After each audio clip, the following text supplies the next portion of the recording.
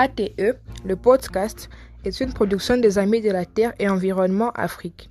Dans l'épisode d'aujourd'hui, nous allons partager sous l'objectif 3, permettre à tous de vivre en bonne santé et promouvoir le bien-être de tous à tout âge.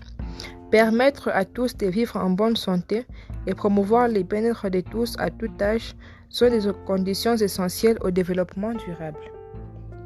Actuellement, le monde est en proie à une crise sanitaire mondiale sans précédent. La COVID-19 provoque de grandes souffrances, déstabilise l'économie mondiale et bouleverse la vie des milliards de personnes dans le monde entier. Avant la pandémie, des progrès majeurs ont été accomplis pour améliorer la santé des millions de personnes. Des avancées significatives ont permis d'augmenter l'espérance de vie et de réduire certaines causes majeures de la mortalité infantile et maternelle.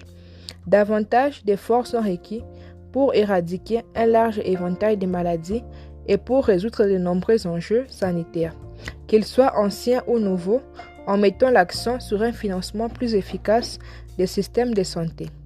L'amélioration de l'assainissement et de l'hygiène est un meilleur accès aux professionnels de santé. Des progrès significatifs peuvent être réalisés pour sauver des millions de vies. Les urgences sanitaires telles que la COVID-19 présentent un risque pour l'humanité tout entière et ont démontré que la préparation est indispensable. Le programme des Nations Unies pour le développement PNUD a mis en évidence d'énormes disparités entre les capacités des différents pays à faire face à la crise et à se rétablir après COVID-19. La pandémie offre donc une occasion unique de se préparer aux urgences sanitaires et d'investir dans les services publics essentiels du XXIe siècle. Santé infantile. 17 000 enfants de moins de 5 ans meurent chaque jour par rapport à 1990, mais plus de 5 millions d'enfants meurent avant leur 5e anniversaire chaque année.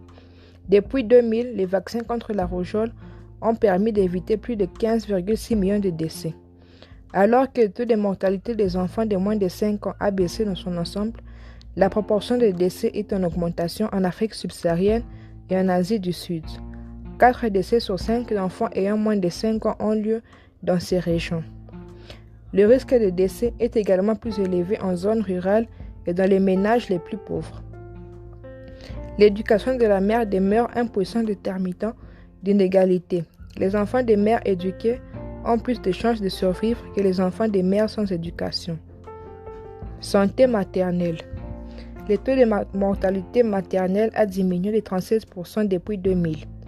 En Asie de l'Est, Asie du Sud et en Afrique du Nord, la mortalité maternelle a baissé de 2 tiers. Le taux de mortalité maternelle est 14 fois plus élevé dans les pays en développement que dans les pays développés. Plus de femmes reçoivent des soins prénatals dans les régions en développement. Les soins prénatals sont passés de 65% en 1990 à 83% en 2012. Les besoins de planification familiale sont progressivement satisfaits pour plus de femmes, mais la demande augmente à un rythme rapide. VIH, sida, paludisme et autres maladies. 940 000 personnes sont décédées des maladies liées au sida en 2017. La tuberculose reste la principale cause de décès chez les personnes vivant avec le VIH, responsable d'environ un décès lié au sida sur 3. Le VIH est la principale cause de décès chez les femmes en âge de procréer dans le monde. Le sida est désormais la principale cause de décès chez les adolescents âgés de 10 à 19 ans en Afrique et la deuxième cause de décès parmi les adolescents dans le monde. Plus de 6,2 millions de décès dus au paludisme ont été évités entre 2000 et 2015, principalement parmi les enfants de moins de 5 ans en Afrique subsaharienne.